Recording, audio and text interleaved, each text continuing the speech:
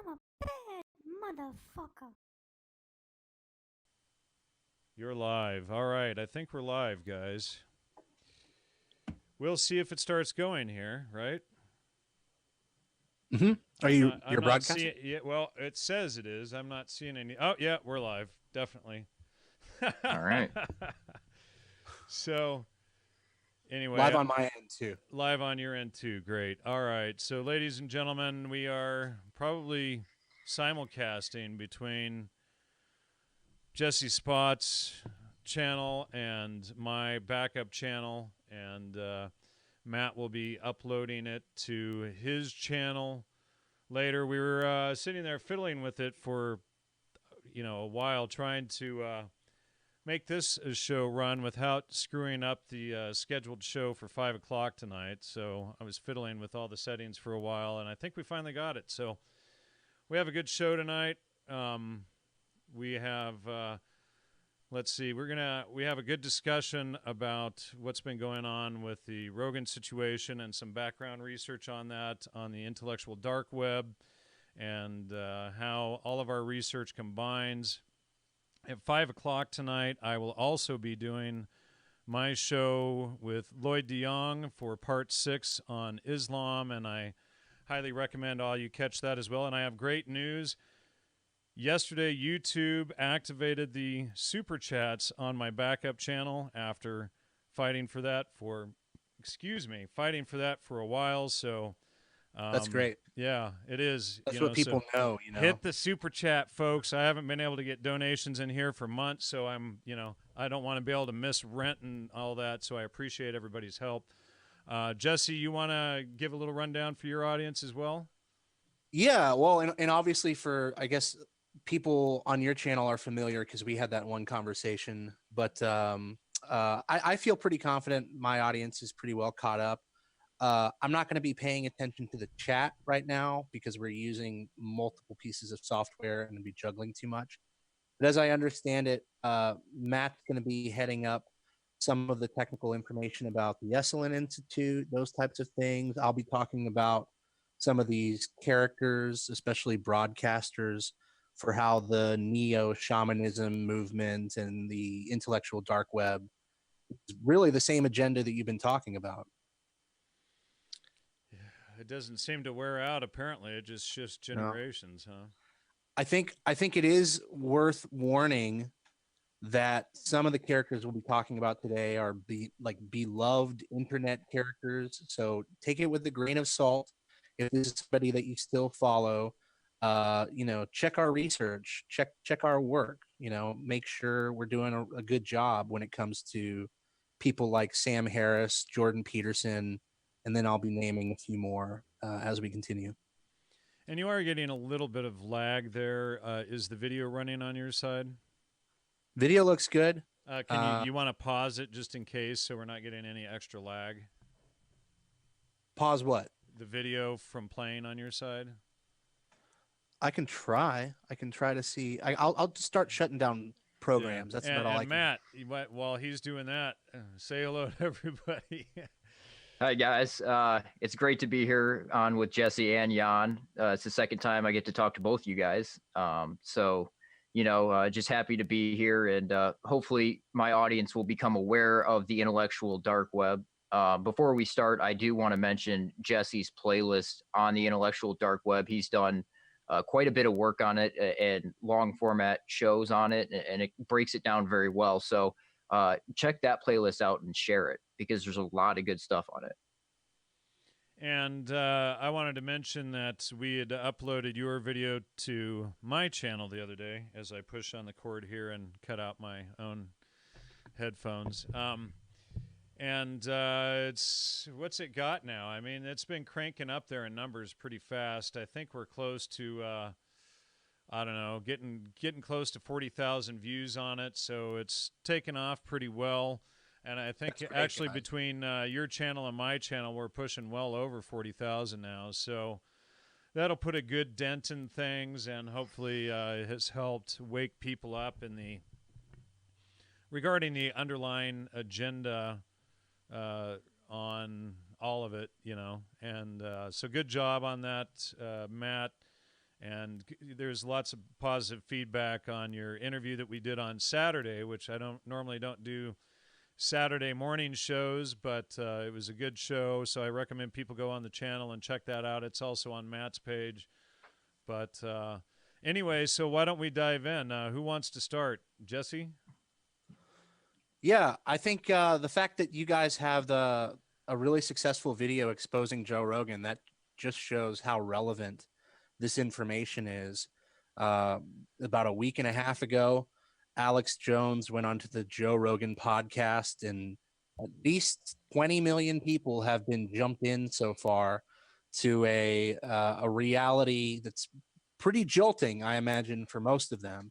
So what we'll be doing is trying to catch people up as far as Jan's research with the Aldous Huxley family, and where it comes to people like Gordon Wasson, and then hopefully selling a few of you on the fact that not only Joe Rogan is part of that agenda, but people like Jordan Peterson, other broadcasters such as Dave Rubin, the Weinstein brothers, and people who have been networked with Joe for quite some time. Very true. And I just had something to say, and then I forgot what it was. Dang it. Go ahead, man. Well, I opened up some tabs just as an overview. I think some of the names that we really haven't mentioned on my channel, because we have this stream of consciousness thing where we research and report back to each other and we share information. It's been a while since we've included Ben Shapiro in the list, and naturally he's included with Daily Wire. I just mentioned Dave Rubin with the Rubin Report.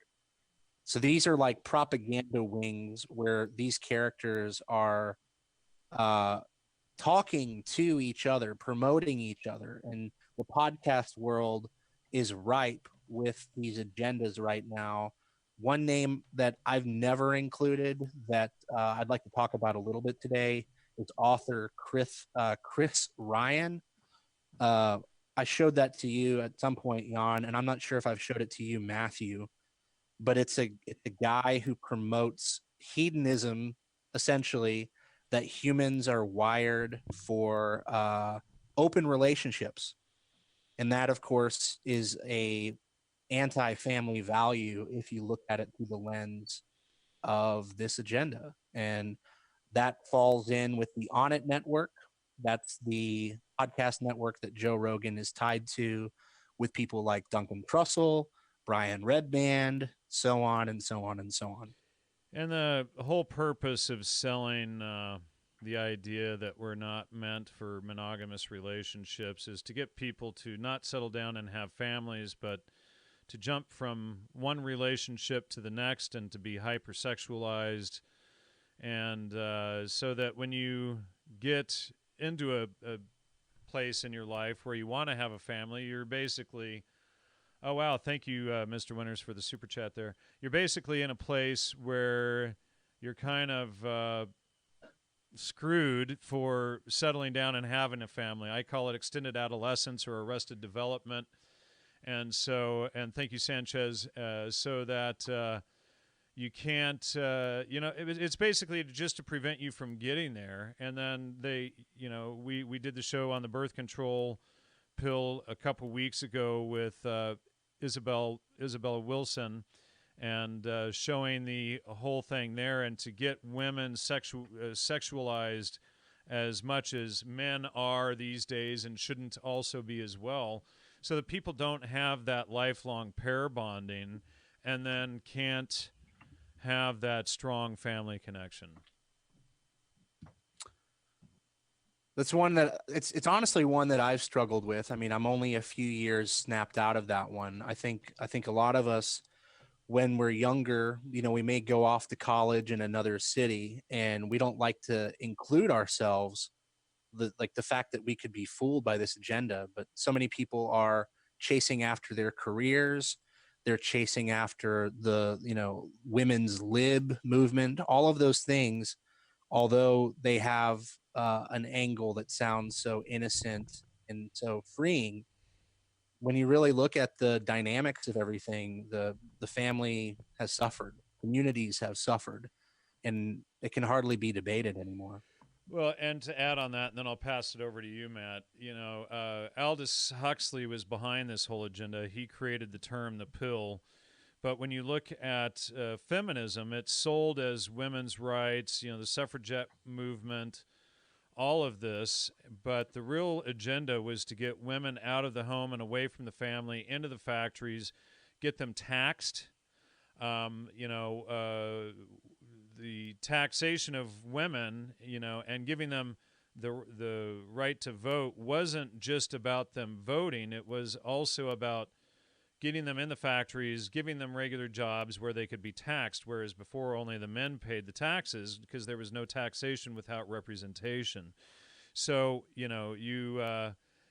get one gain here and you lose it there. So actually they were pulled into the system. It wasn't freedom and the right to vote. It was actually pulling them into the system, whereas, you know, men were in the system prior to that, and then we brought the supplies home for the women who ran the household and took care of the family. And then in socialist systems, and of course Aldous Huxley was a Fabian socialist. This is all based on Huxley's Brave New World agenda, which I've exposed for years.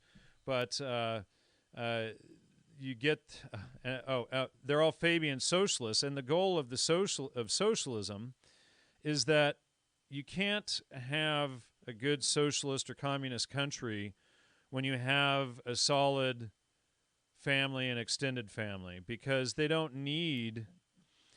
When you have a good extended family, you don't care about what the government is doing. But if you're a single mother, hypersexualized and all of that, you're going to need to rely on the state to get you by. So The babysitter state. the babysitter state, right. And then furthermore, what they've done from there is they've hypersexualized everyone and gotten them to not be even single mothers now, but not to have families at all. And then so when you grow older, not only do you not have the nuclear family or the extended family, but now you're on your own. So the only thing you can rely on when you get older is the state to take care of you. So this is the agenda, is to get everybody pulled on to the government, whereas before the family did all of that. And this is the agenda of the Fabian socialists who have created this whole thing. And of course, you know, as I've exposed for years, Aldous Huxley was one of the key architects behind MK Ultra. Well, I don't have much to add to that other than the fact that I see exactly what you guys are talking about. And as you mentioned, it is the Brave New World blueprint. Also, the Fourth World, the George Hunt interview you did, he explains this.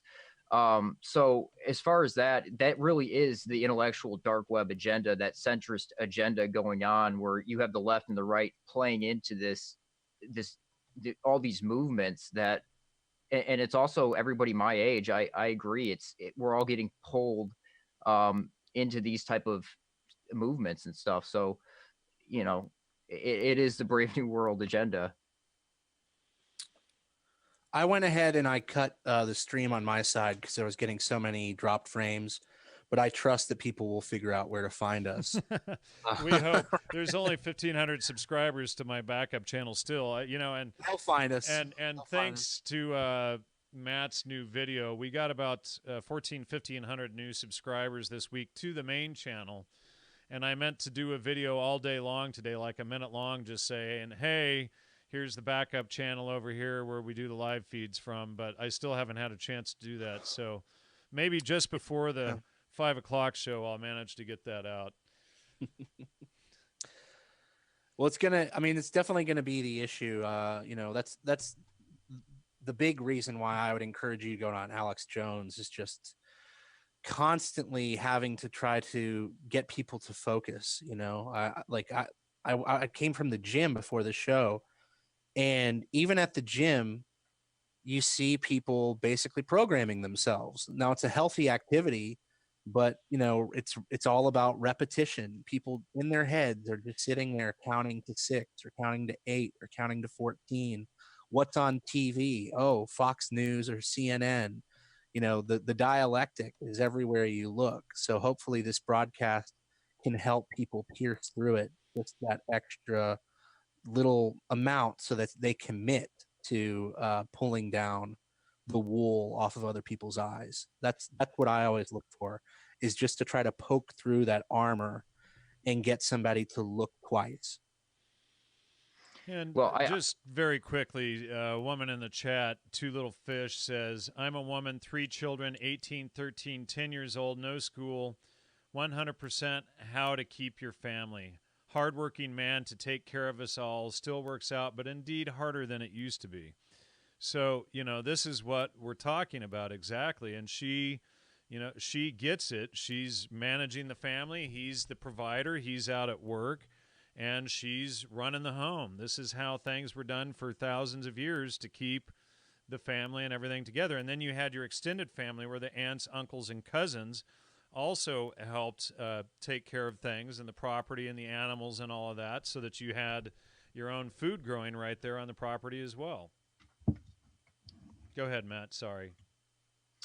Well, I was just going to agree with Jesse on his point that people do fill their life with distraction after distraction. And I used to do it too, and once you start to remove these distractions from your life, then you can really see what agenda they're pushing. So it's, again, removing distraction after distraction. And, I just wanted to agree with his point there. Yeah. Well, in Matthew, there was something that I noticed recently, because you and I have basically been side by side with this IDW thing.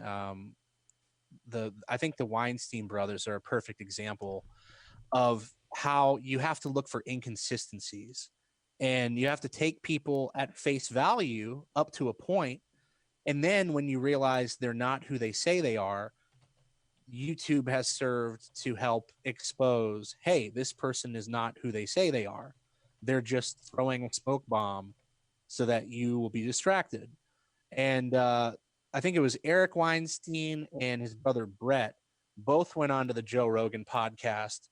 And the little legend, their little myth-making enterprise about themselves is that Brett was like radically expelled from the universities because the PC culture was rising up on them. And so they came out just like Jordan Peterson as the problem reaction solution to this politically correct culture. And sure enough, after a couple of months of people rattling their sabers, it was the Brett Kavanaugh hearing that really woke people up and alerted people to the fact that these were wolves in sheep's clothing, which of course is the logo of the Fabian Society. But Brett Kavanaugh, I think that the whole thing was over Twitter, of course. Jordan Peterson was playing dumb about how our democracy works. He was making some philosophical suggestion for how the two-party system should move forward. And to people like broadcaster Owen Benjamin, Vox Day, Milo, and others, it answered all their questions about the Weinstein brothers and Jordan Peterson, that they were perhaps serving the CFR or the bankers or some other shadowy enterprise. And that, I was very thankful for that. But why is it always Twitter interactions? Why is it always these superficial social media platforms that people are plugged into still? Like almost everything is like that. Everybody arguing about Jack Dorsey, they're arguing about a platform that's limited to, I think, 140 characters. Right. Talk about sound bites. It's a whole soundbite culture, and we don't seem to have a method for escaping it, except for this piece of rhetoric that we're receiving right now about cryptocurrency and the blockchain, which of course is another part of this that hopefully we'll get around to. Well, yeah, just building on what you said there, they're offering the solution. They're the centrists that the left and the right is playing into right now, and they're funneling people into this predetermined matrix. If you want to elaborate on the whole cryptocurrency and their involvement in it, that would be great. Or, I think we'll get there eventually. I think it's important just maybe to focus on some of these personalities right now, my friend Existentialist, he has a website. It's actually one of the quote unquote official websites of the intellectual dark web. And how that happened was he was a fan of Sam Harris. And the more he paid attention to Jordan Peterson and Sam Harris, the more he started to suspect that it was an agenda. He was sitting on top of this website, and now he's conflicted about how he's actually generating traffic for the same individuals that he thinks are deceiving the world. And he now has a blog about Patreon, about Jordan Peterson and Dave Rubin, funneling, as you said, people away from Patreon to a new platform. And so he went and he did this research, and he found that there's certain corporate interests, of course, tied to all of these things, that this is essentially a corporate shell game that the Weinstein brothers, Dave Rubin, Jordan Peterson, and many other individuals are playing into. It's just a corporate shell game. I mean, I think that's the easiest way to break down where we currently are, is that on social media, people are jacked into their false idol, their favorite personality, whether it's Daily Wire, the Rubin Report, or the Joe Rogan podcast.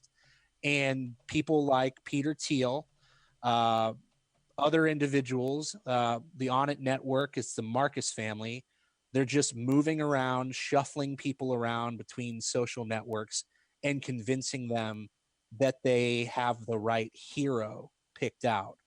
You know, we've got to keep the dialectic going, because the liberals are so bad, or because PC culture is so bad. And then the end result of that is, you know, sign up for minds.com or sign up for Bitcoin or Ethereum. It's all corporate. And, you know, and then you look at Joe just had the CEO creator of minds.com on, and that puts like, oh, you know, okay, what's the agenda there? We got another Twitter on our hands, you know. And then didn't one of you, I think last night, sent me an article about how they staged the whole thing against Patreon as well, you know. Well, that's what we're looking into. You don't want to say anything definitively, but yes, allegedly, Sargon of Akkad single-handedly crippled Patreon. Is that true, or is this a problem reaction dialectic leading to a bigger market share on a whole new platform that they're forming? I don't know what I did with that link. If you want Yeah, to, I'll find that. Just tell me, do you remember the name of it? I'll start typing it in. Well, it's intellectualdark.website, but it's got That's it right where the here. article was. Yeah, Can you intellectual. email it to me, Matt? Or Yeah. That actually was the existentialist article he was referencing prior. That guy does great research. So another subject, or another person who's working on the subject. So I think he's worth mentioning.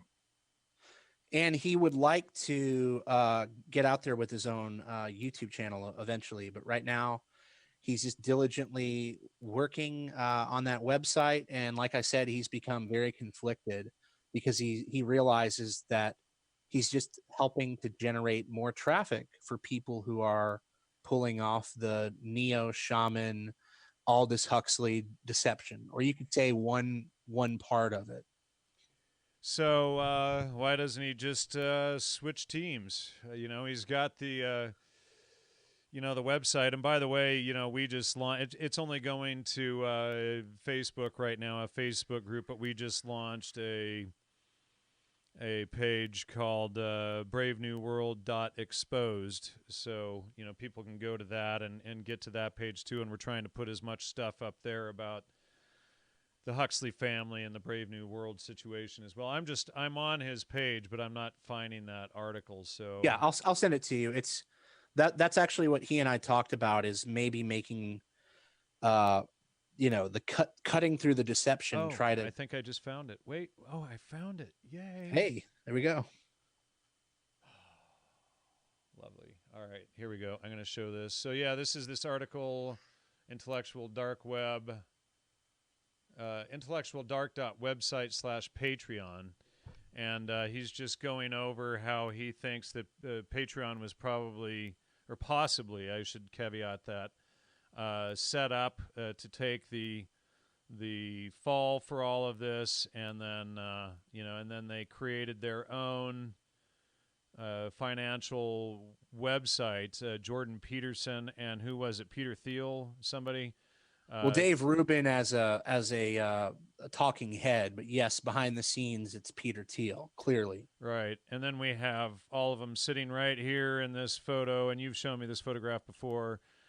Jordan Peterson, Eric Weinstein, Ben Shapiro. I'm not sure who that guy is. Joe Rogan and Sam Harris. Oh, that's what's his name? That's You left out who? Eric Weinstein? No, I mentioned him. What was the other guy I just left out? Rubin.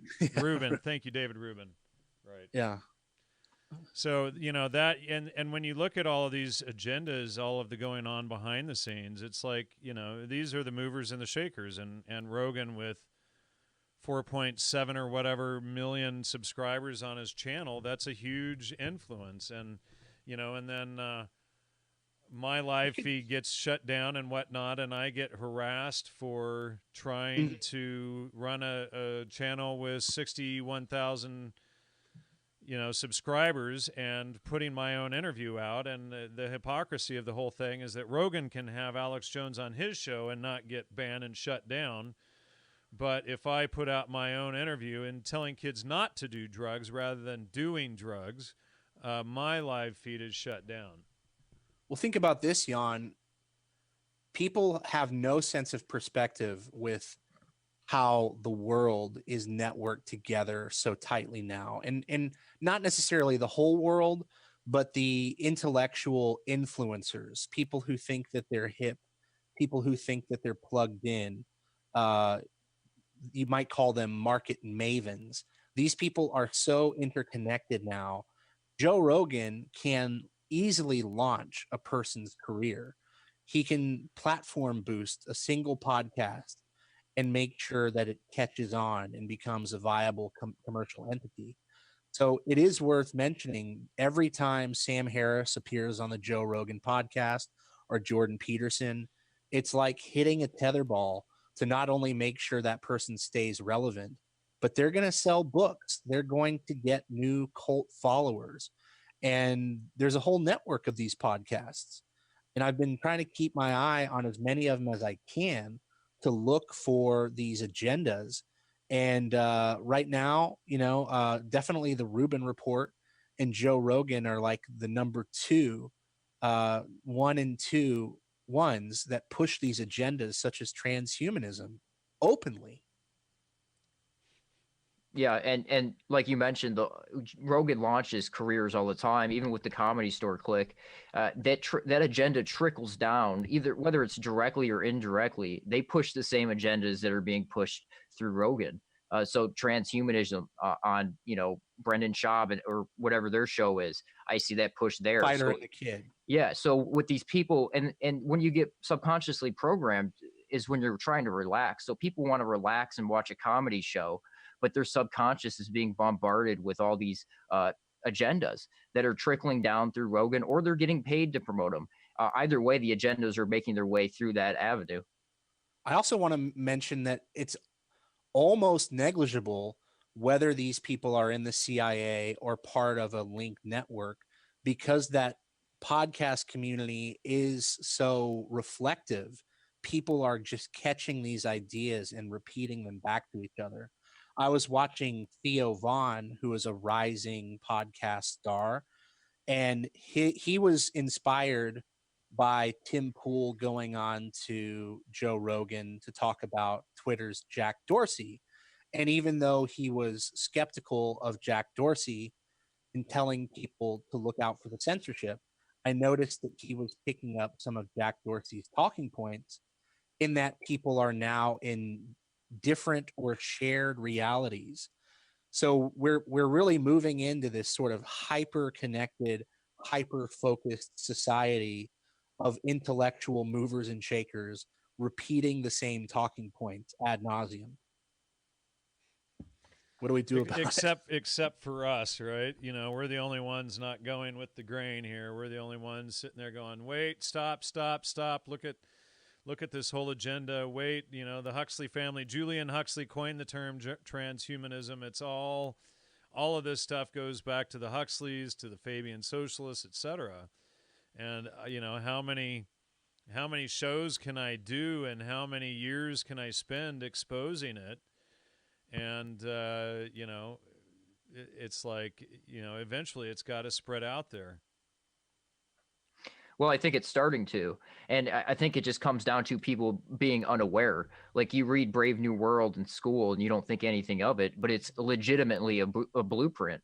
And that this is the agenda they're ultimately pushing. And it's through these social change agents or social influencers, and ultimately coming down from corporate masters like Peter Thiel, as Jesse and Jan mentioned. You know, Peter Thiel is heavily invested in life extension, and he talks openly about it. Alex Jones will talk about how the bigger plan is going to provide you with life extension and unlimited cloning, etc. So they're offering, you know, these things that sound great on the surface, but they're using them as methods of control, as methods of enslavement. They'll give you technological miracles, or, you know, new medicines, and they end up using it as a method to control you further and shove you into your preferred social group or social system, when they can easily rule over you through an international socialist system. Exactly. And I think it's worth mentioning too that the big agenda, they are currently throwing so much against the wall just to see if it sticks. It's terrifying and it's pathetic at the same time. A perfect example is Eric Weinstein. Eric Weinstein is the managing director for Teal Capital, but they don't really announce that when he goes on the Joe Rogan podcast. He did talk about it pretty openly when he was on the Dave Rubin Report, and shortly after, of course, Peter Thiel appeared on the Rubin Report. But these are people who have Silicon Valley entrepreneurs walk into their office and propose just insane ideas for how to live forever. There are videos you can watch of Eric Weinstein talking to conferences on the subject of life extension, or they'll twist the language and they'll make it all about the transition into end of life or dying peacefully. All those types of conversations are backdoors for making people cyborgs, making people God. And it's pathetic. It's absolutely pathetic watching them try to become modern day philosophers, modern day Plato, Aristotle, or Socrates, waxing philosophically about the problems of Silicon Valley and how to live forever. So I have big questions. I have big questions about how they're going to transition into this next part. Well, unfortunately, like you said, unfortunately, there are way too many people out there that look at Rogan or etc. as a modern day philosopher. They take everything he says and implement it into their own thought process. So, you know, when you got Rogan sitting up there promoting a universal language through telepathy, you know, years and years and years before Elon Musk comes out with the Neuralink, you know, it just goes to show you what agenda he's involved in and has been involved in. And that's what it takes, I think, is them sitting there years in advance promoting these ideas and they making them sound wonderful. And then ultimately those ideas become realities and people are already preconditioned to accept them, and they probably will. Just a quick shout out to Misha Popov. I'm going to have him on regarding his research, and he's saying he can connect his research on their promotion of gay Jesus into all of this as well. But we'll have to go into that another time. That's kind of a segue. What I wanted to mention is that using psychedelic drugs or suggestogens for preparation for death is a scandal that I exposed in my article Spies in Academic Clothing, where Laura Huxley, under the direction of Sidney Cohen, gives Aldous Huxley his lethal dose of LSD and other drugs. And what I wrote there was Cohen was also consulted, and that's Sidney Cohen, who is one of the MKUltra doctors. When Laura Huxley injected Aldous with a lethal dose of LSD and other drugs the same day of John F. Kennedy's assassination. And by the way, on a side note there, Huxley and Osmond went to Harvard to hire Leary for MKUltra on the day that that JFK was elected. So, and then Huxley dies the day that JFK is assassinated. No irony there, but a topic that deserves a full investigation on its own. However, I'll say briefly that a more careful analysis of Laura's specious claims regarding the matter in her letter to Julian and Juliet Huxley of December 8, 1963, which is linked there in the article, suggests that Aldous was actually murdered by her, and or the entire story is a fabrication to further market LSD for MKUltra right up to the end. And this is for, you know, the preparation for death, you know, for aiding in death that you just mentioned, Jesse. And then quoting Laura, if the way Aldous died were known, and this is her PR, this is all of their propaganda. Keep that in mind while you're listening, folks. The way that Aldous died, if the way Aldous died were known, it might awaken people to the awareness that not only this, but many other facts described in Island are possible here and now. Aldous asking for moksha medicine while dying is a confirmation of his work. And as such is of importance not only to us, but for the world. It is true we will have some people saying that he was a drug addict all his life and that he ended as one, but it is history that Huxley stop ignorance before ignorance can stop Huxley's. And, you know, when we look at the MAPS, Multidisciplinary Association for Psychedelic Studies, promoting this, when we look at them promoting, you know, things like psilocybin mushrooms, and then I get into the Florentine Codex and the old texts regarding the Aztec mushroom use and preparing their sacrificial victims for human sacrifice, it starts making sense. And Rolf Singer had suggested, you know, in what, the 50s or 60s, that that's what the Aztecs were doing. And then Gordon Wasson attacked him in his book, Mushrooms, Russia, and History, for making that suggestion. And then when we go in there, we see clearly that there was two things going on. They were eating the mushrooms and then eating, giving the victims the mushrooms and then eating the mushrooms themselves, killing the victims and then eating the victims. And so you have, you know, very highly likely active psilocybin in the bloodstream with the adrenochrome of these victims and their sacrifices, you know, as they're being sacrificed. And then you have these people going on their bloodthirsty rampages as they're, you know, involved in these huge feasts. And it's said in the Florentine Codex that Montezuma had 8,000 people sacrificed at his coronation. And then they went about, you know, they cut the hearts out, they throw the heads down the stairs, and then they start eating the bodies and all of this stuff. So it's pretty disturbing when you start seeing it as a death cult involved in adrenochrome and all of this other stuff. Definitely a death cult. Well, I think we do have to give points to Alex Jones, as disappointed as we are in backstabbing us like he did. He did get the point about human sacrifice across on the Joe Rogan podcast. And interestingly, Joe Rogan went along with it. I didn't see him making a fuss. I didn't see him promoting psychedelics. He let Alex get all those points out, which baffling to me. But on that issue of institutionalized human sacrifice, and then I'll throw in pedophilia, somebody asked me recently, Well, what does the popularity of Michael Jackson news and R. Kelly news have to be like? How is that a deception? And I mean, to me, it's obvious. It's like these are people who can easily be thrown under the bus.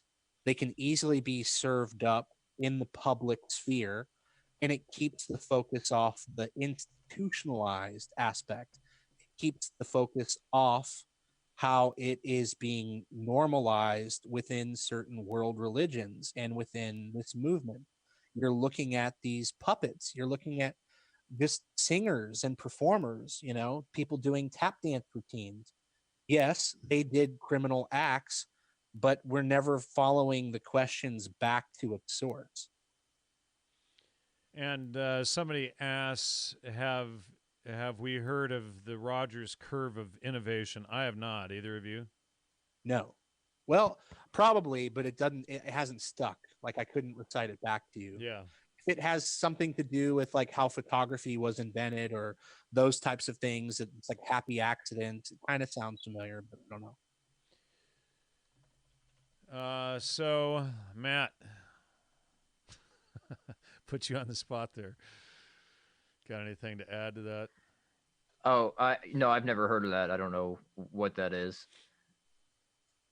Any of you have anything to say about this preparation for death? I see the people hit the like button in there, please, to hit the thumb up for us. But I see the correlation between the heavy promotion of psychedelic or suggestogens, a word that I created in 2014, which is starting to take hold.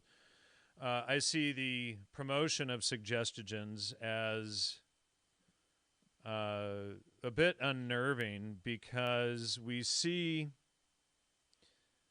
these ties between these ancient death cults and how they were preparing people. So, you know, when we look at the transhumanism agenda and wanting to turn us into cyborgs and whatnot, and sacrificing children and post-birth quote-unquote abortions, which is just flat-out murder, and all of this stuff, and then you have the promotion of moral relativism with the drugs right there in the mix. You know, it's hard not to see the correlation between the Huxleys and the death cults and this whole agenda together. Would you include the like cremation of care, Bohemian Grove, mock sacrifice in that? Yeah, I would, but that's, for the elites, and we don't know how much of that is really mock either. We only know what we see in the media. Very true. So very true. There might be a much worse agenda there. I just think of that phrase cremation of care. It's been popping up into my head more lately because care. Oh, that's so terrible to the elites, people who actually care. And of course, I think that the rise of apathy, the rise of anxiety in our culture, caused by social media is definitely towards that agenda. It might not be of human influence. It might not be of human intelligence. It could be totally demonic in nature. But we're forming new tribes. We're forming virtual tribes, maybe putting on virtual headsets even and interacting with people in foreign lands. And yeah, how like much you guys are both on the East Coast or whatever, and I've never met either of you face to face. Yeah. And it's like, we're coming up with these virtual families that have no strong bonds and ties. You can't walk next door to your aunt and uncles and cousins, and you can't, just hand your kids over to them when you need to go off on the farm or go to work or whatever. It's all cyber, and it's not, and while we can have real friendships from a distance in a way, you don't have that strong bond of being in the same place and same time. And unfortunately, as fulfilling as these relationships can be, I find that it helps with the creation of a split self, nearly everybody that communicates with me intimately, they tell me about their frustrations, you know, that we can talk about the subjects that we talk about, but when they go back to their family or when they're sitting at the stoplight or at the bus stop, they would never bring up the subjects that we talk about. Maybe a little bit more now, and you know, like they feel emboldened to do so. But that's one of the core debates: is how do we snap out of it? How do we become full uh, into our single person? How do we take away this idea of having a split self when we're on the internet to having just fulfilling normal lives where we can say what we feel is the truth at Thanksgiving. I do want to mention Owen Benjamin because so many people are following him, and there's the question whether he's part of this agenda.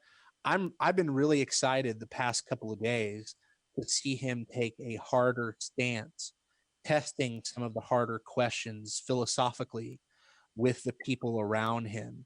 So there is hope, I think, that people are digging deeper into the scale, the scope, the shape of the conspiracy. Maybe their lifestyle choices kept them from diving all the way in. You know, it's perfectly understandable how a woman seeking a career for herself would never research how the Rockefellers really love women's lib. In the same way, it's understandable how somebody who's in the psychedelics doesn't want to dig too deep into Jan's research because they're conflicted about it. Correct. I would agree with that. King Ravana is asking, do misphonia patients have relief with DMT? I want to be able to drink water or yawn around my friend when I am tired and dehydrated. But I don't know. I haven't looked into that specifically. I don't trust these so-called scientific studies being cranked out of MAPS and Johns Hopkins University and elsewhere. You know, the agenda with that is to give the psychedelic drugs legitimacy, and they're very hard to fact check when they, you know, when these studies say may do this, could do that, might do this over here. And, you know, there seems to be some relief with patients with PTSD, but, you know, it really comes down to trying to live in logos or in truth as much as possible and trying to get yourself away from the drugs as much as possible. I'm not sure, you know, and I don't have misphonia, so I wouldn't know what that's like, but, you know, either of you have anything to say on that? Well, I have a question. Just I think that's along the same lines of that for Matthew or yourself, Jan. Is when it comes to MAPS and the Esalen Institute, like what's the line of dialogue or rhetoric they use to excuse their influence? They're socially engineering society. What do they tell themselves when they show up to work? Like what is the actual, like, what's the little propaganda thing? What's their mission statement for how they're actually helping society? I don't get it. Well, you know, it's published in Changing Images of Man, and probably the lower people at the Esalen Institute just go to work and think they're involved in some new age, cool, you know, teaching meditation and massage and this kind of stuff. Right. Yeah, you know, but you know, the social engineers are probably the ones further up, you know, like again, you know, we have, you know, and a lot of these people are gone or retired now, but Michael Murphy, you know, Dick Price, Aldous Huxley, Gregory Bateson, Terrence McKenna, Michael Aquino, whatever you call the guy. You know, I think, I don't know, did I say Tim Leary, but so many of these people at Esalen, let me just pull that up here. I need to look into Aquino's connection to Esalen. I've had run-ins with him. Just really quickly, Joseph Campbell would be another big one. Ram Dass would be another big one. Robert Anton Wilson, James Fadiman, who created microdosing. I interviewed that guy years ago. B.F. Skinner would be another big one. So would, you know, Arnold Toynbee and some of these other people here. But we see the key players up above who were behind the creation and influence of Esalen, and here we see Deepak Chopra in there as well. So he's probably a higher level character over there.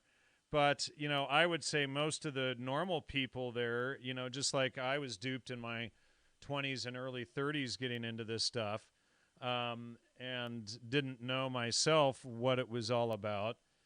I would say a lot of those people don't. And, of course, they're all encouraged to not check out Jan Arvin's work.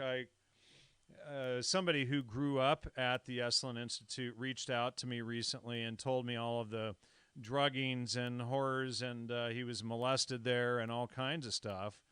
And, so there's, a lot of bad stuff that they sweep under the rug at Esalen too. So, some people seem to know about it, and others seem to not want to talk about it and not have it discussed, And the Esalen Institute is really probably one of the key places that needs to be thoroughly flushed out. And I've focused on them for years, and, I know that I haven't even gotten the tip of the iceberg on what all they've promoted out of there.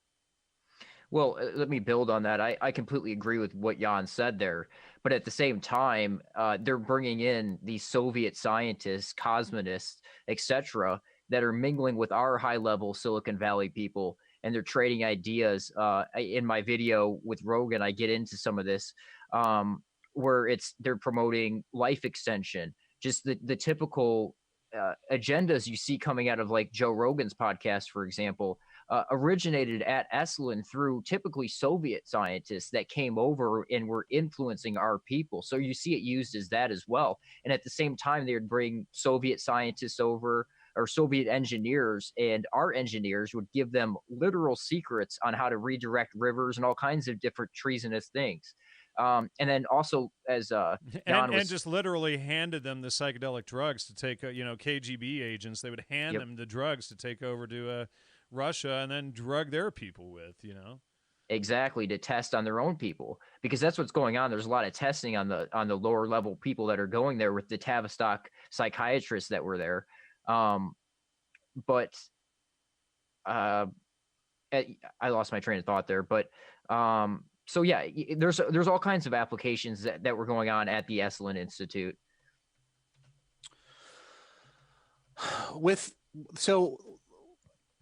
The idea that there's these ideals, or that they're pushing society and their way or the highway, I imagine that the Esalen Institute at some point was seen as sort of an underground movement. If you look at it in today's scope, they're not the minority. Clearly, they are not some underground entity of people who are victims. They have been pushing their ideas through Hollywood, through the arts. If you just look at Joseph Campbell alone, that narrative structure has been in every Hollywood movie that you've ever seen. Every movie that you've ever seen, minus some of these more abstract, art house films, have the Joseph Campbell hero's journey. And absolutely, Star Wars obviously being the hugest one of all. Speaking of Michael Aquino has a lot to do with the whole Jedi mind stuff. He actually answered on my YouTube page because I was cornering him, and he came back maybe 6 months later to smugly just gloat. He answered my question about whether it was him or George Lucas that came up with the Jedi mind bending thing anyways. But with Joseph Campbell, I find that his imagination and his teaching and his books that is single-handedly one of the biggest cultural shifts that we have, as far as every millennial now just assumes that every story should have these archetypes, it should have these narrative structures. And Jordan Peterson can then take Carl Jung's research, Joseph Campbell's... For a second.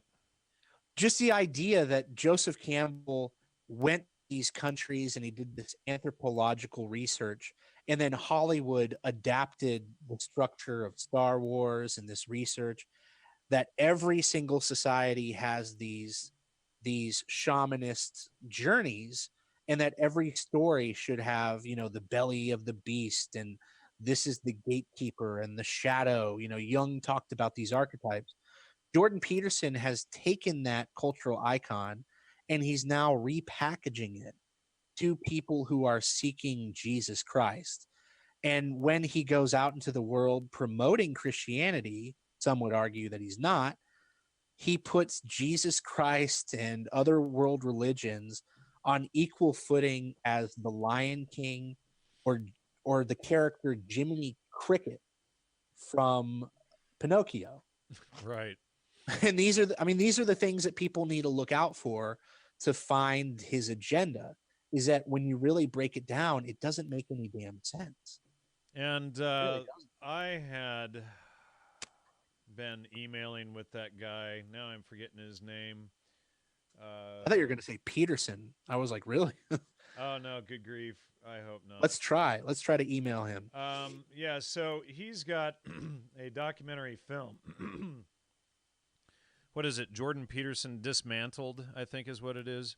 Yep. And I've exchanged some emails with him, and I really recommend people who are, you know, addicted to Jordan Peterson to watch, you know, or people who aren't addicted to Jordan Peterson who are awake to spread that video, Jordan Peterson Dismantled, anytime he comes up in a conversation, because it really drives home the point of the socialist UN agenda behind it all there, and that's, you know, that pushes Peterson and his whole, you know, it's fairly succinct as well. Yeah. You know, it's not just waffling around. It's only 30 or 40 minutes, so it's not too long, and it's very powerful, and it exposes all of these guys. You know, a couple of years ago, maybe 2.5 years ago, God Sod emailed me and asked me what I thought of some video, and I replied to him, you know, and I wrote like a page reply, and it took me a while to finally get to it, and I didn't even realize who the guy was at the time, and I just thought he was some low-level podcaster not working directly with Jordan Peterson on the, you know, on the take with the UN apparently, but so I broke down this whole show. Maybe I should just read the email. It's kind of long. Maybe another time. That'd be great. Oh, all right. Well, if I can find it here, I'll.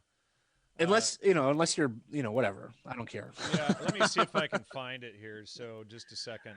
But that's one of the. I got to search for it here in the system. It's one of the unfortunate aspects of the society we live in now is that you know, stopping the pedophiles or stopping the criminals, people are just giving away their privacy left and right, you know, and one to really think about is in our day-to-day viewing habits. It really is important to just step away from the tablet, step away from the computer, and think about your viewing habits. Think about just how much privacy is breached. People looking into QAnon, people looking into all of these weird rabbit holes. So much of the quote unquote evidence is just people throwing people under the bus or chewing them up in the gears of our own imaginations. It's kind of terrifying, and I don't know what to do about it. I did find that email here, and I sent this to him May 8th, 2017. Finally got around to this. What these two dance around, and him and his guest, God Sod and his guest, is that the whole thing is an attack on family and is pure social engineering. These two appear to be running right down the Tavistock SRI CIA playbook with these agendas. Feminism was created by the CIA, Black Lives Matters, funded by Soros, multiculturalism, the same, etc., etc. All of this social justice, left-hand path crap signals the final collapse of society, as you full well know. You force everyone to cater to the few. You blow issues up that are really minor until you force them into everyone's face. You get everyone into this touchy-feely stuff focused entirely on feel-good emotions and avoiding any facts whatsoever. This is all based on so many false premises, I don't know where to begin. For instance, Steinem's work with the CIA is right on their own website. Quote, I might quote Miss Gloria Steinem, one of those so assisted, who commented that the CIA wanted to do what we wanted to do, present a healthy, diverse view of the United States. I never felt I was being dictated to at all. And that's DCI William Colby quoting Gloria Steinem. But you have to ignore the foundations of social engineering and pretend that this stuff was organic rather than the engineering and eugenics at all. Feminism wasn't about women's rights. It was about destroying the backbone of the home and getting moms out of the house and into the workplace where they could be taxed. Obviously, the promotion of the LGBT QWERTY community is simple eugenics dressed in love and made to look like social justice while it's being heavily promoted, caused by low-fat, low-cholesterol, phytoestrogens in plastic, soy, etc., that are all Band-Aid issues. But again, it's an attack on family and is eugenics dressed in love and social justice. If you want to do an honest presentation, you should start with the agendas behind each of these. They're real targets, undermining culture, degrading morals and ethics, promoting the destruction of the family, etc. You obviously know this since you preface the show with ethics. My guess is that these communists don't have family and children, especially the guy on the left. I think that was Godsod. Socialism dictates to never grow up, to live off the state, and to try to force everyone to cater to your crap. It's teaching people to think with their emotions rather than facts. Total crap, IMO. So, good question for Godsod. How did he get Jack Dorsey on his show? That's quite a get, I would say. Sam Harris, Godsod, Joe Rogan, and then everybody else just has to watch one of those broadcasters. I think that's a lot of that it leads to the next point, which is how incredibly deceptive Jordan Peterson's message, a lot of these people, and I feel like we're just in a funnel because of the nature of the deception. There are now all these people out there just promoting clean your room or take personal responsibility. If you don't like that this agenda exists, if you don't like that this deception exists, take they don't say take responsibility for the deception. They're not saying expose the deception. They're saying clean your room and become responsible and be the most respected person at your own father's funeral. Did you say clean your room rather than your house? Because if you're cleaning your room, you're not grown up yet. You're still living under mommy and daddy's roof. That's a great point. That's an excellent point. Jordan Peterson has one of the corners of his presentation is clean your room, which is basically telling people to just, the millennial beta males that never move out of their parents' house, right? And they never have the family, and they're living in their mom and dad's basement into their 30s and 40s. And, and I interviewed, oh, shoot, now I'm forgetting his name. Last summer I interviewed this guy. Oh, good grief. Now I'm forgetting his name, man. It was a great interview about the extended adolescence and what all of this has caused. And we were discussing in that interview this guy in his mid-30s in New York that had sued his parents because they finally gave him an eviction notice and told him to get out of the basement and quit the video games and go get a life, and he actually sued them. Thank goodness he lost, but he had been, living off them, doing nothing for decades. It's like, come on, you're in your mid-30s, get it together. How ridiculous. It's the flip side. It's the flip side to being liberated. Leave home, move across the country, screw your extended family, go to college. I'm talking about myself. I mean, like when I was 18, I did all this stuff, and it's very sobering to realize that it was agenda driven. It is a question of how do we pick up the pieces of our own lives, and on a day-to-day operational level, how do we even move forward exposing the agenda without falling into another trap? Matthew, do you have any on what we've just been talking about? I've just been kind of steamrolling you here. Oh no, it's all good. Yeah, no, not really. You guys have much more life experience than I do.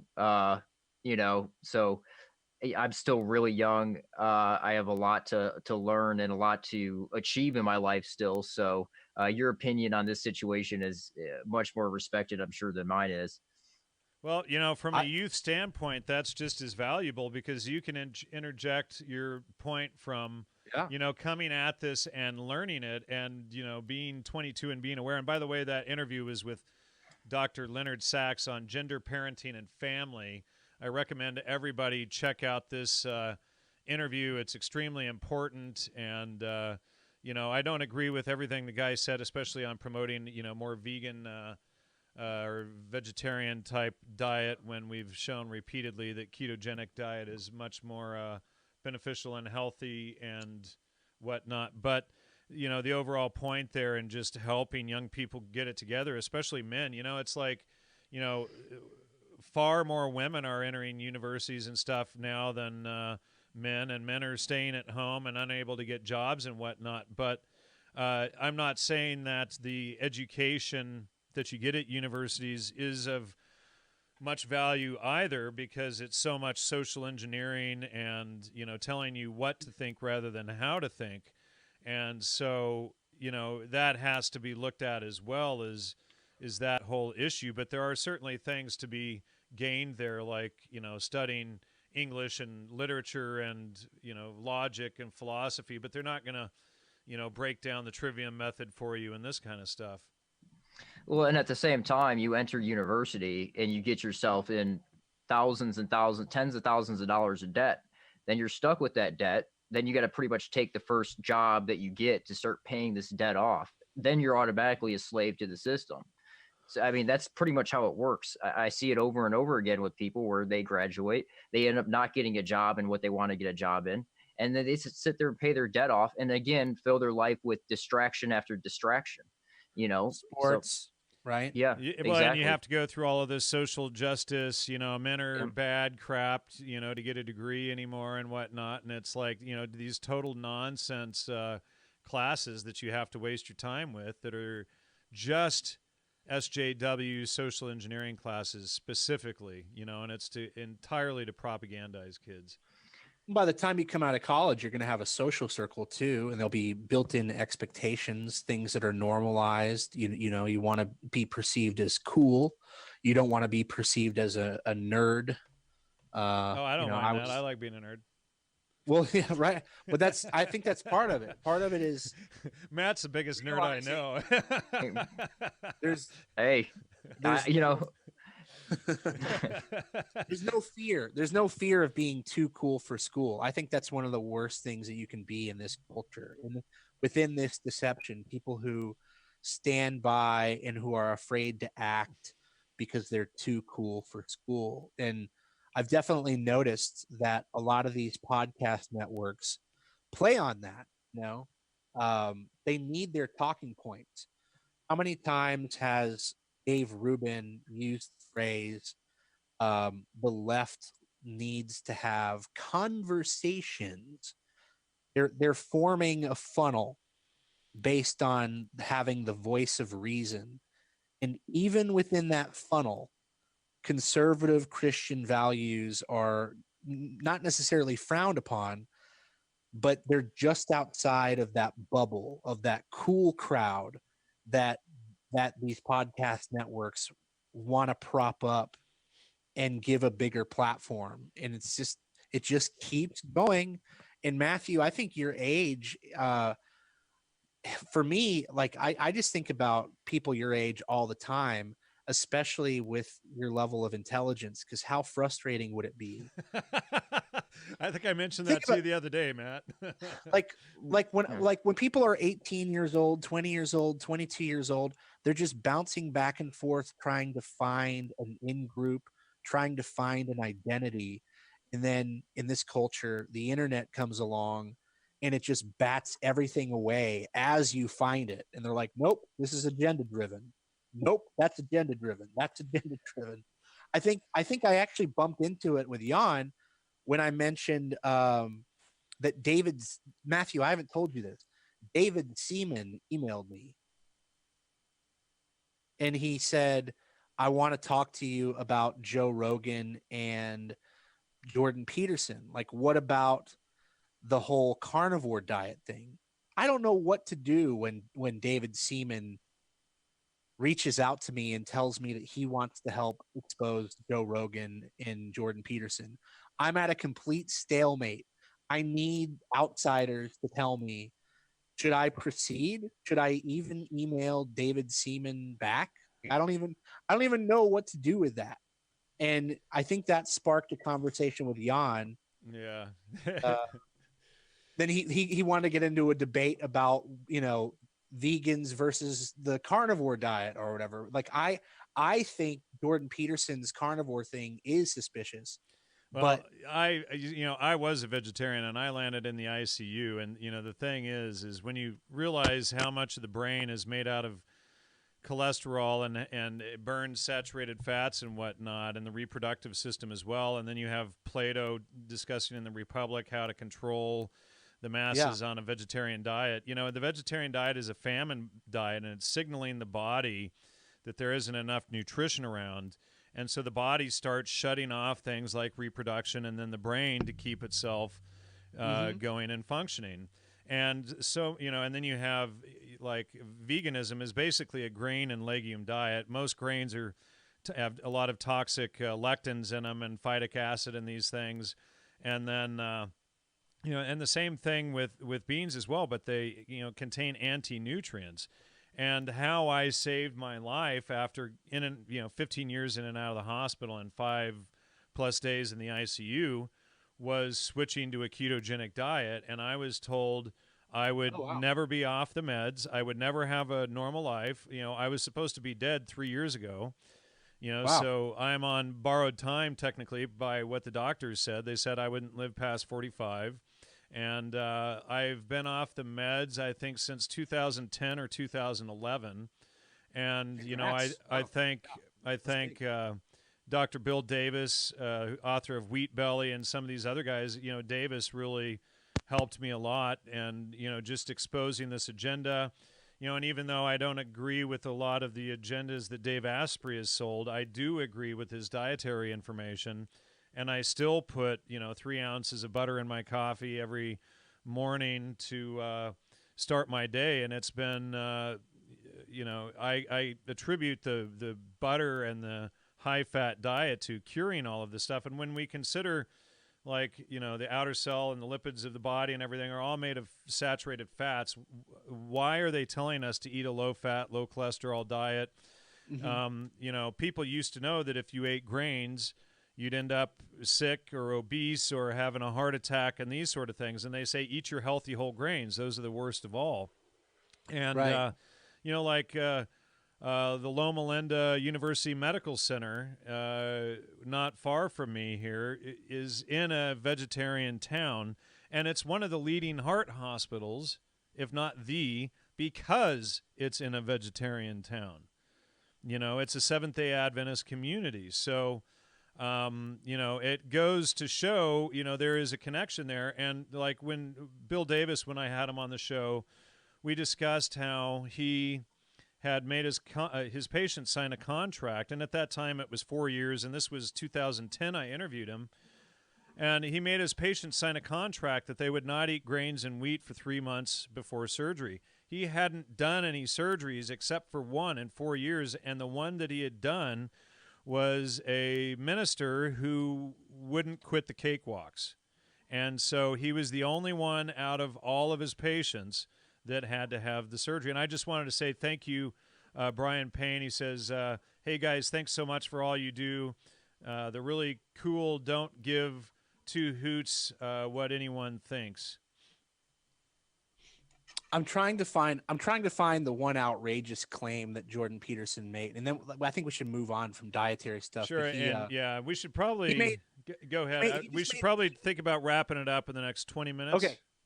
Yeah, but he made an outlandish claim about how like he only ate like fruit or something for like 6 weeks straight. He's like, there is some agenda there somewhere in there, but I think especially Matthew's generation, they're looking for identity politics anywhere, and the dietary thing, it's very difficult to just take somebody's advice, especially without their own experience or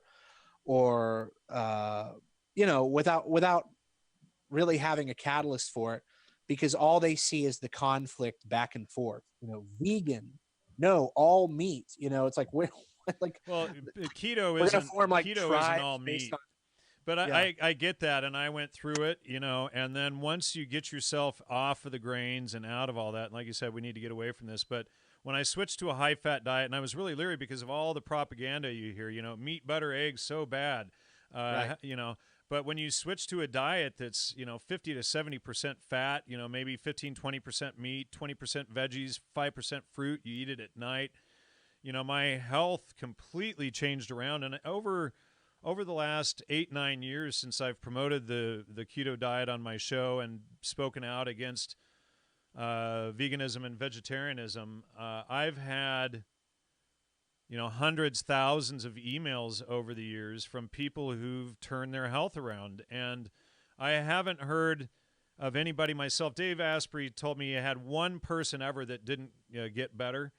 But I've had thousands of people who reverse major health problems, and the thing is most people don't realize that wheat alone can cause over 40 different diseases, so if you're eating that stuff and you go to the doctor, he gives you a pill for this problem and that problem and that problem. He doesn't realize that the grains are causing 40 different problems. Well, I'll have to dig into that one and probe around a little bit. I take your word for it. I take your life experience for sure. I was just thinking about where we could do the most work right now, like the things that are shaping up, or maybe the things that have happened in the last 6 months in the podcast world. Matthew, is anything that you want to highlight more than anything? On my plate, I have the philosophy gladiator arena fights between Sam Harris and Jordan Peterson. I think that's something we could talk about a little bit.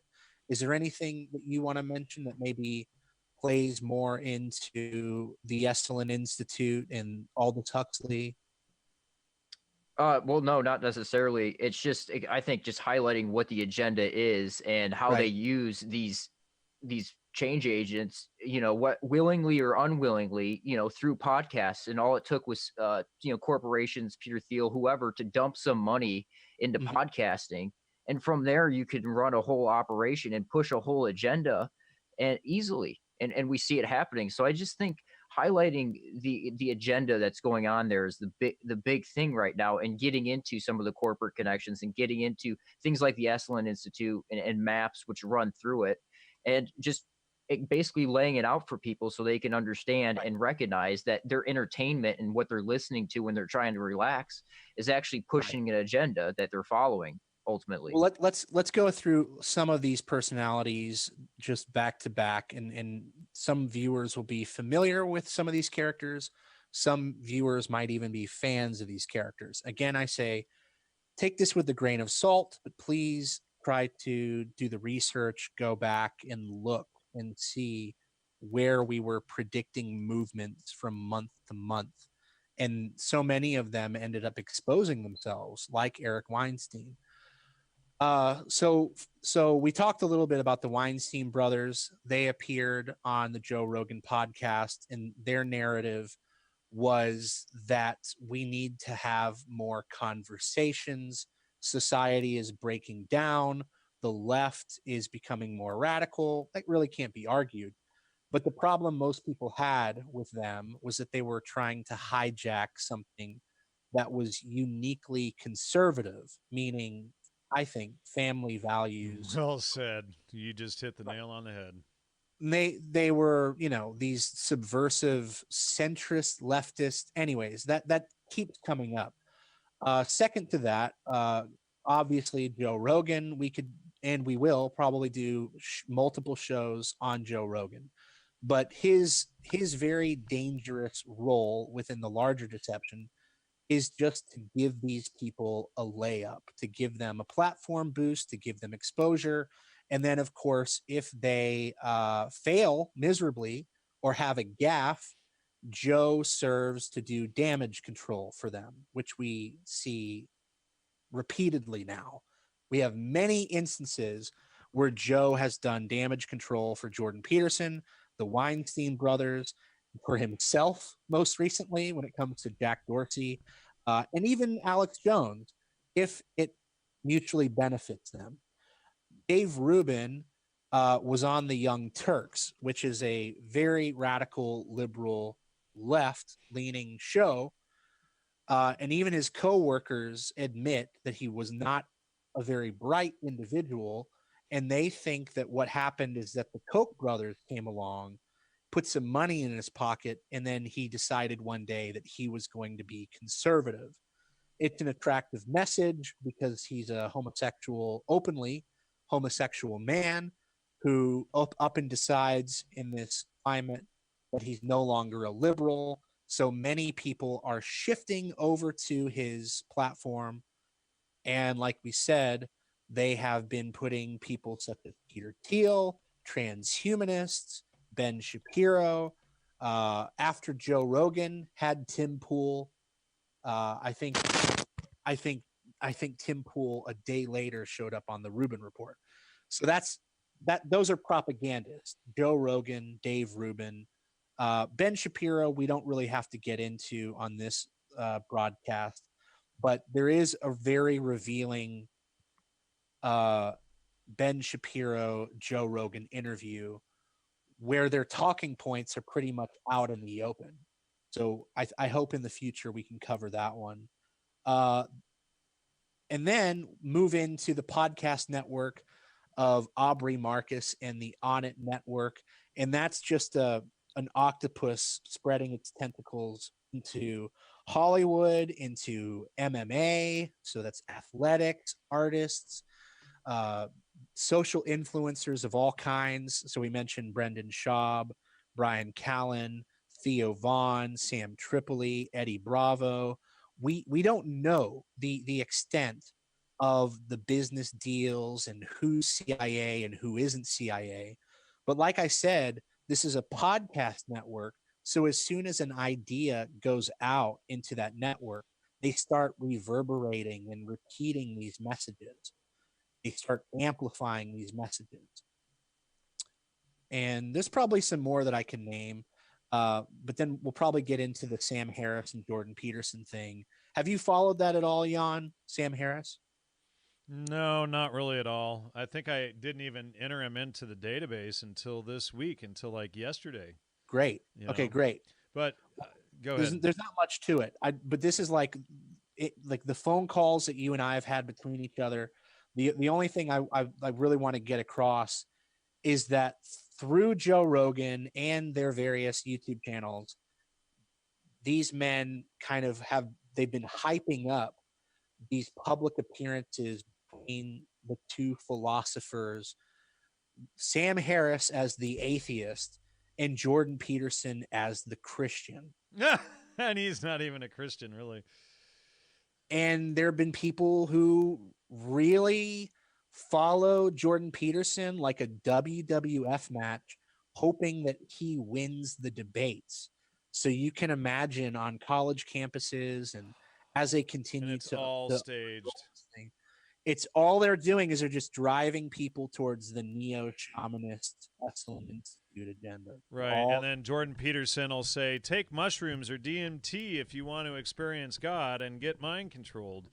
Or they'll play the question if he thinks Jesus is God and he needs more time. And, I think most people who are skeptical of Peterson are keyed into that, at least, hopefully by now.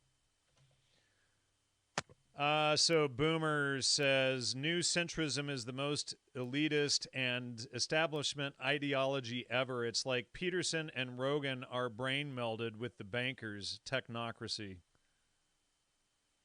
We have Jordan Peterson actually located at CFR. Like we can actually, like, I don't know why he would, not try to hide it. Dr. Oz, CFR. It's like, I don't know what people are thinking. I guess the one thing I'll throw in there They're waiting for us to come out, with another viral video to expose it all, Matt. I'll be working on it. There's no doubt about it. I'll be working on it.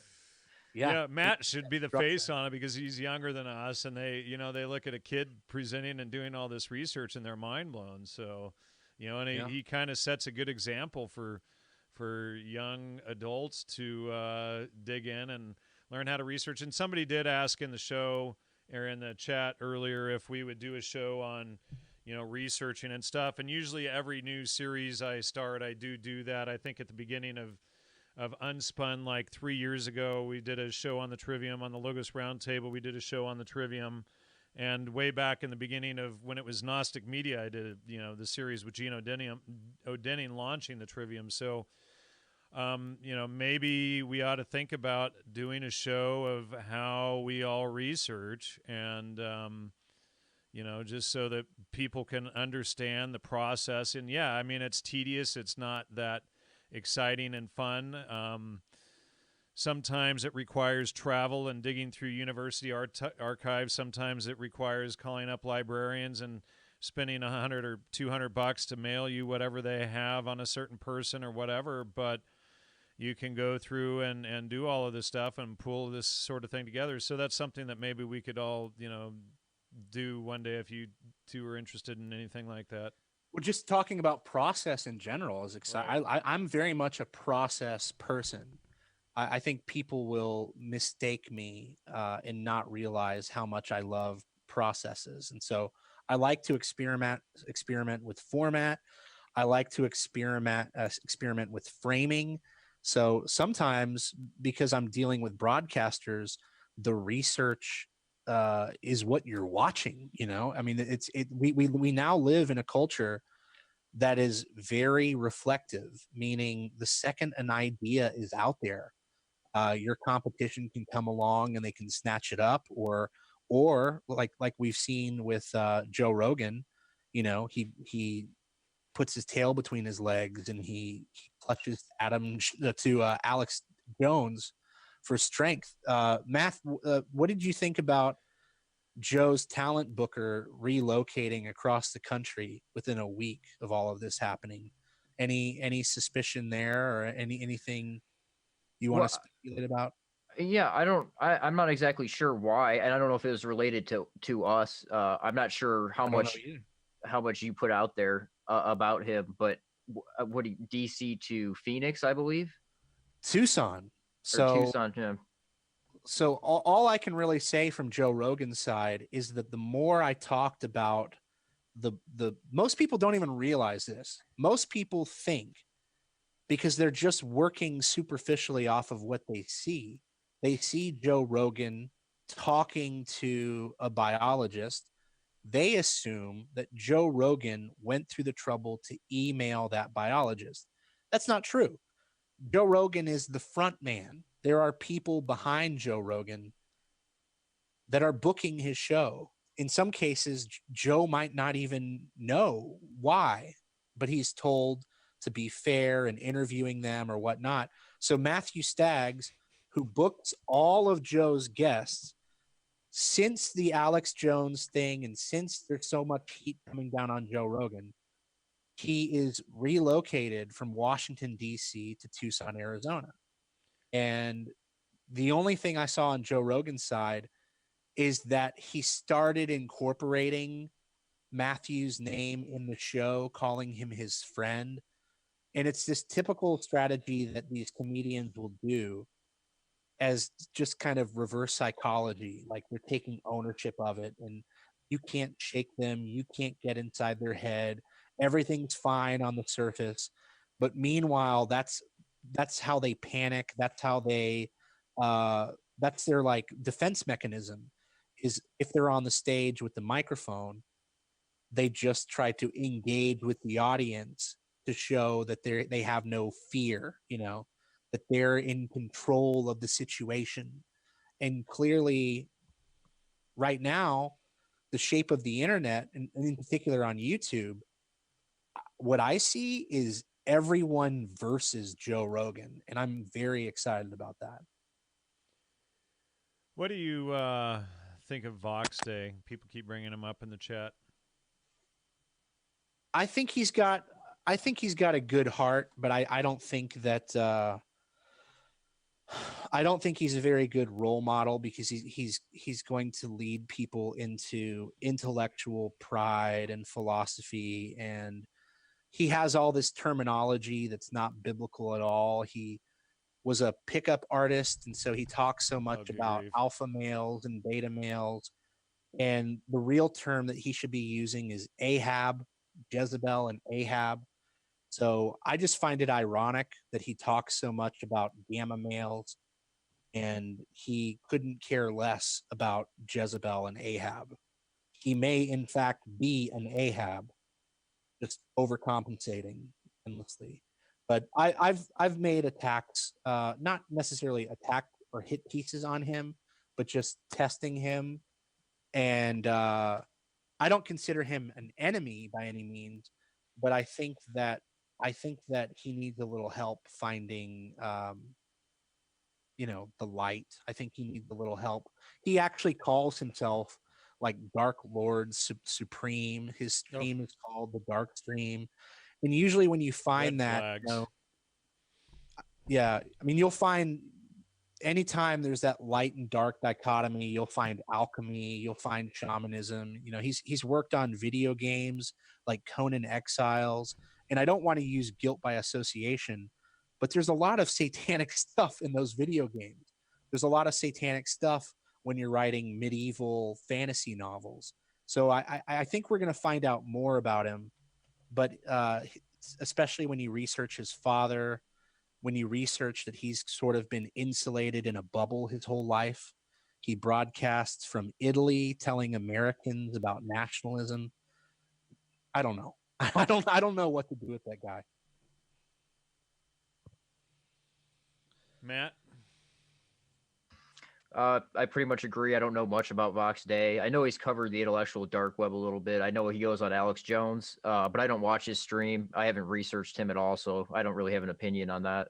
But on that note, he has been incredibly helpful for exposing Jordan Peterson. Milo Yiannopoulos, VOXD, Owen Benjamin. It's like we need them to help expose the intellectual dark web. I would like to think of them as allies, but they seem so distracted in whatever their next commercial pursuit is.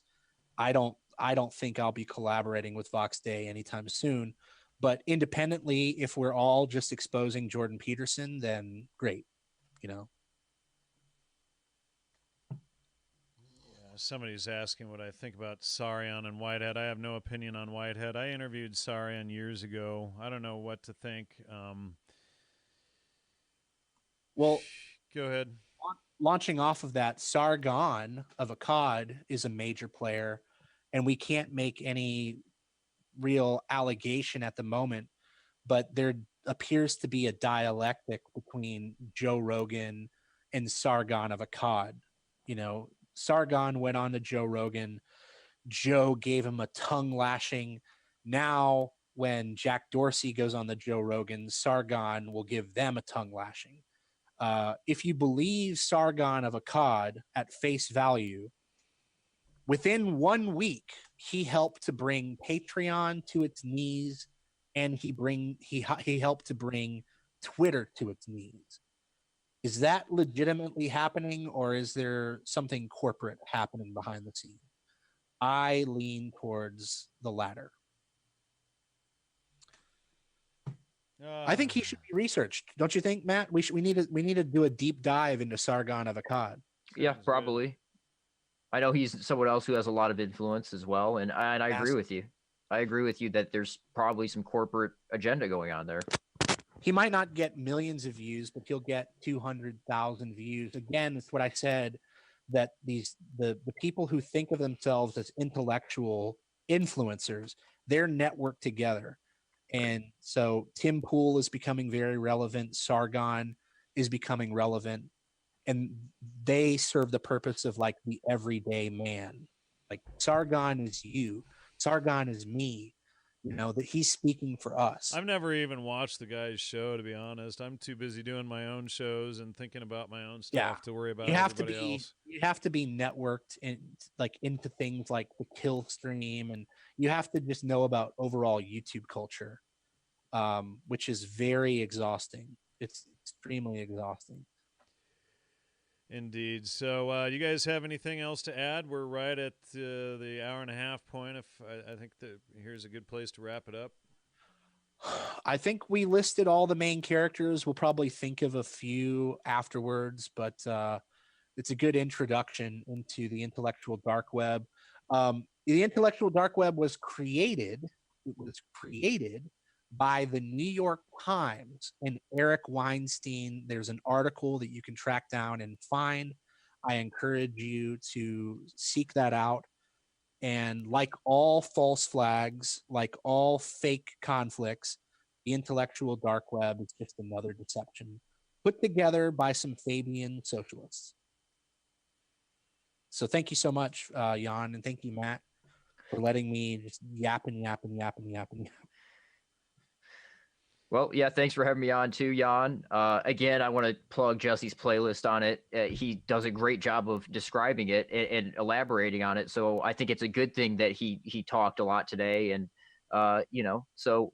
in the future, I am going to be doing videos and sort of presentations like I did on Rogan Maps and stuff on the intellectual dark web, because it is an important deception that everybody is seemingly being funneled into right now via this podcast network. So hopefully I will be putting some of that content out, in the near future. Let me say this real quick too. And it's my channel is, the chat is so amazing. People like Matthew North are in there. The smartest people get together in the chat and report back to each other. So when you go to my uploads and you're clicking through from month to month, just skim through and you're going to see all the substantial evidence or the predictions as we're watching these characters and coming to these conclusions, testing and trying and poking and prying. Check it out for sure. Just to see, the hit or miss rate. Just scam through, and try to see, like last November, what were we talking about? And what does the world look like now in light of Joe Rogan and Alex having this podcast? All right, and thanks for the super chats and all of the comments in the audience today. That's a wrap. I'll be back on in an hour and a half, same Bat channel with Lloyd de Jong to do our part 6 on Islam. You won't want to miss that, and so hopefully both of you will be in the chat on that. It's we got a lot of good material to cover. Matt, you definitely, per our conversation earlier today, you don't want to miss that one. And it's going to be deep and hard-hitting, so we'll see you all in an hour and a half. And thanks, both of you, for joining today. And thank you, sir. Talk to you then. Thanks, John. All right, bye. Bye. Talk to you later. Bye.